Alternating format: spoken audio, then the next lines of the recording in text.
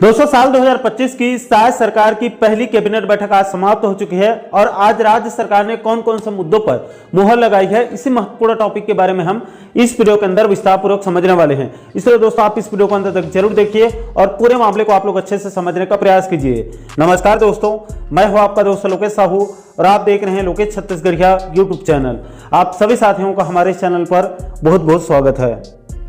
दोस्तों, जैसे कि आप सभी साथियों को पता होगा कि नव वर्ष 2025 की पहली और निकाय और पंचायत चुनाव से पहले लगभग ये आखिरी कैबिनेट बैठक आज सीएम साय की अध्यक्षता में मंत्रालय में बुलाई गई थी और प्राप्त जानकारी के मुताबिक साय सरकार की आज की कैबिनेट बैठक समाप्त हो चुकी है। तो चलिए दोस्तों, आगे पॉइंट टू पॉइंट हम एक एक करके समझ लेते हैं कि आखिर आज के कैबिनेट बैठक में क्या क्या जो है वो निर्णय लिया गया है, क्या कुछ खास है। दोस्तों, शायद सरकार ने आज के कैबिनेट बैठक में सबसे पहले प्रदेश के किसानों के लिए बड़ा निर्णय लिया है। दोस्तों, आपको याद होगा 3 दिन पहले 15 जनवरी 2025 को किसानों के बोनस राशि के संबंध में एक वीडियो बनाया था और इस वीडियो में आप लोगों को बताया था कि सीएम साय के तरफ से ट्वीट करके ऐलान कर दिया गया है कि जैसे ही सभी किसानों से 31 जनवरी 2025 तक धान खरीदी कर लिया जाएगा, उसके बाद अगले सप्ताह से यानी कि फरवरी के पहले सप्ताह से किसानों को अंतर की राशि प्रति क्विंटल 800 रुपए बोनस राशि का एक किस्त में भुगतान कर दिया जाएगा। अब दोस्तों, चूंकि कल या फिर परसों चुनाव आयोग की तरफ से, राज्य चुनाव आयोग की तरफ से राज्य में आचार संहिता का ऐलान कर सकती है, उसके बाद शायद सरकार को बोनस राशि देने में समस्या हो सकती है। हालांकि चुनाव आयोग से अनुमति लेकर दिया जा सकता है, लेकिन कोई भी सरकार आचार संहिता में अतिरिक्त जोखिम क्यों उठाएगी। इसलिए आचार संहिता लागू होने से ठीक पहले आज कैबिनेट बैठक बुलाई गई थी और सबसे पहले किसानों के बोनस राशि यानी कि अंतर की राशि प्रति क्विंटल 800 रुपए को फरवरी में देने के लिए आज की कैबिनेट का अप्रूवल दे दिया गया है। अब दोस्तों, चूंकि सरकार ने इसको आचार संहिता से पहले ही कैबिनेट का अप्रूवल दे दिया है, इसलिए अब आचार संहिता के नियम का उल्लंघन नहीं होगा और शायद सरकार फरवरी में प्रदेश के 27 लाख से ज्यादा किसानों को बोनस राशि का भुगतान कर देगी। इससे राज्य सरकार को चुनाव में भी निश्चित रूप से फायदा हो सकता है। हालांकि दोस्तों, शायद सरकार को प्रति क्विंटल 32 रुपए की दर से किसानों को भुगतान करना चाहिए, क्योंकि केंद्र सरकार ने धान के समर्थन मूल्य में प्रति क्विंटल 100 रुपए की वृद्धि किया गया है। इसलिए कायदे से शायद सरकार को प्रति क्विंटल 3200 रुपए की दर से भुगतान करना चाहिए, लेकिन शायद सरकार ने सिर्फ 3100 रुपए प्रति क्विंटल किसानों को दे रही है, जिससे छत्तीसगढ़ के 27 लाख से ज्यादा किसानों को प्रति क्विंटल तकरीबन 100 रुपए के आर्थिक नुकसान उनको हो रहा है। इसके बाद दोस्तों, शायद सरकार ने आज के कैबिनेट बैठक में दूसरा निर्णय यह लिया है कि अभी के खरीफ सीजन 2024-25 में अतिशेष धान की नीलामी को ऑनलाइन प्लेटफॉर्म के माध्यम से निराकरण करने का निर्णय लिया गया है। यानी कि लक्ष्य से ज्यादा धान उपज हुआ होगा और टारगेट से ज्यादा धान मंडियों में पहुंच गया होगा, वहां पर अगर बर्डन हो रहा है, धान ज्यादा हो रहा है तो और टेक्निकली प्रॉब्लम आ रही है, तो उसका ऑनलाइन निराकरण करने का आज निर्णय लिया गया है। इसके बाद दोस्तों, आज के कैबिनेट बैठक में तीसरा निर्णय छत्तीसगढ़ राज्य में HB4 कैटेगरी के विद्युत उपभोक्ता मिनी प्लांट स्टील उद्योग को जिनके कैप्टिव पावर प्लांट नहीं है या 1 मेगावाट से कम है, उनको आर्थिक मंदी से बचाने के लिए उनको विशेष राहत पैकेज देते हुए ऊर्जा प्रभार में 1 अक्टूबर 2024 से 31 मार्च 2025 तक अधिकतम 1 रुपए प्रति यूनिट छूट देने का जो है वो निर्णय लिया गया है।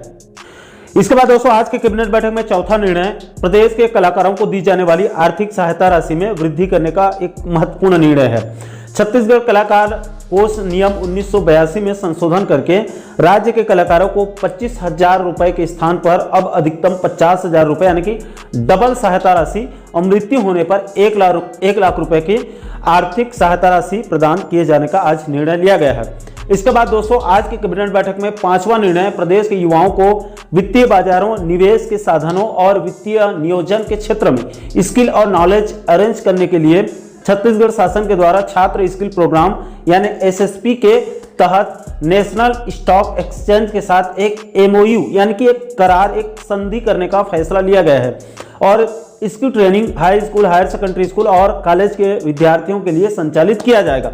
दोस्तों, यहाँ पर मैं एक बात कहना चाहूँगा कि ये जो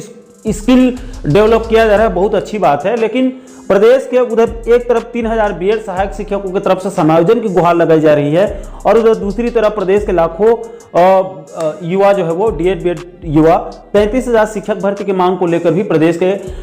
युवा दिन रात आंदोलित हैं। उनके लिए कुछ बड़े निर्णय लेने की सख्त जरूरत थी, लेकिन इस मुद्दे पर आज कोई निर्णय नहीं लिया गया है, जो कि प्रदेश के लाखों डीएड बीएड बेरोजगारों के लिए दुर्भाग्य वाली बात है। इसके अलावा दोस्तों आज की कैबिनेट बैठक में 6वां निर्णय यह लिया गया है कि आबकारी विभाग में अपर आबकारी आयुक्त का एक नया पद सृजन करने का निर्णय लिया गया है। इसके बाद दोस्तों आज की कैबिनेट बैठक में 7वां निर्णय, नवा रायपुर अटल नगर में स्वास्थ्य सेवाओं के बेहतर सुविधा के लिए श्री सत्य साई हेल्थ एवं एजुकेशन ट्रस्ट को अतिरिक्त 5 एकड़ भूमि निःशुल्क देने का निर्णय लिया गया है। इसके बाद दोस्तों आज की कैबिनेट बैठक में 8वां निर्णय, छत्तीसगढ़ विशेष क्षेत्र अंचल संपत्ति का व्ययन नियम 2008 के तहत 40 एकड़ भूमि कम दर में आवंटित करने का निर्णय लिया गया है, कम रेट में देने का फैसला लिया गया है। इसके अलावा दोस्तों आज की कैबिनेट बैठक में 9वां निर्णय, नवा रायपुर अटल नगर विकास प्राधिकरण आपसी सहमति से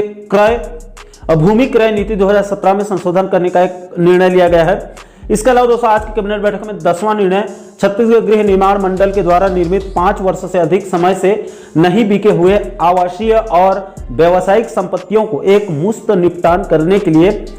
लागत मूल्य यानी कि बेस प्राइस से 10%, 20% और 30% छूट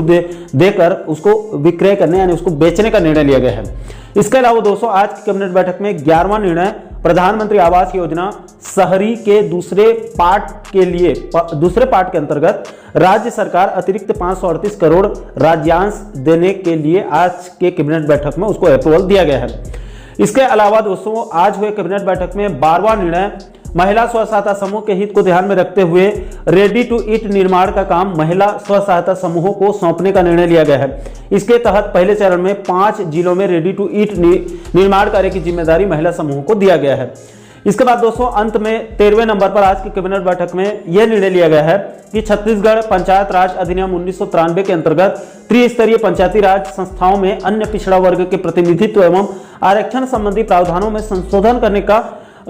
करने के लिए विभिन्न धाराओं में संशोधन संबंधी जारी अध्यादेश की समय अवधि को जो है वो समय सीमा को आगे बढ़ाने का निर्णय लिया गया है। तो दोस्तों साल 2025 की सहायक सरकार की पहली कैबिनेट बैठक समाप्त हो चुकी है और आज हुए कैबिनेट बैठक में सहायक सरकार ने इन्हीं 13 मुद्दों पर मुहर लगाई है। दोस्तों आज की कैबिनेट बैठक में जो निर्णय लिया गया है वो राज्य और जनता के लिए कितना लाभदायक है ये तो आप लोगों को तय करना है और नीचे कमेंट बॉक्स में बताना है। लेकिन दोस्तों अंत में इतना जरूर कहूंगा कि आज हुए कैबिनेट बैठक में प्रदेश के उन 3000 बीएड डिग्रीधारी सहायक शिक्षकों के समायोजन के लिए कोई बड़ा निर्णय लेना चाहिए था और साथ ही साथ प्रदेश के 5 लाख कर्मचारियों पेंशनर्स के लिए केंद्र के समान 3% डीएडीआर वृद्धि का ऐलान करना चाहिए था, क्योंकि कल परसों आचार संहिता लग जाएगी, उसके बाद मार्च तक ये मुद्दा ठंडे बस्ते में चला जाएगा। इसलिए आज की कैबिनेट बैठक में डीएडीआर को लेकर भी कोई बड़ा निर्णय लेने की सख्त जरूरत थी और उन 3000 बीएड सहायक शिक्षकों के लिए भी कोई बड़ा निर्णय लेने की आज सख्त जरूरत थी। लेकिन दोस्तों इस सरकार में इच्छा शक्ति की भारी कमी दिखाई दे रही है, जो कि इसके अब तक के कामकाज से साफ झलक रही है। बाकी दोस्तों आज हुए कैबिनेट बैठक को लेकर आप लोगों की क्या राय है? आपके हिसाब से आज सहायक सरकार को किन किन मुद्दों पर निर्णय लेने की सख्त जरूरत थी जिससे प्रदेश के हजारों लाखों लोगों का भला हो सकता था? आप अपनी राय नीचे कमेंट बॉक्स में जरूर साझा कीजिएगा। और दोस्तों आप आगे भी प्रदेश के इसी प्रकार के अन्य महत्वपूर्ण मुद्दों पर, महत्वपूर्ण टॉपिक पर आप आगे भी वीडियो देखना चाहते हैं तो आप हमारे चैनल को जरूर सब्सक्राइब कर लीजिएगा, ताकि आने वाले सभी नए वीडियो का नोटिफिकेशन जो है वो आप लोगों तक तुरंत पहुंच सके। दोस्तों अभी के लिए फिलहाल इस वीडियो में इतना ही, मुझे दीजिए इजाजत। मैं मिलता हूं आपसे एक और महत्वपूर्ण विषय के साथ, महत्वपूर्ण टॉपिक के साथ। तब तक के लिए जय हिंद, जय छत्तीसगढ़।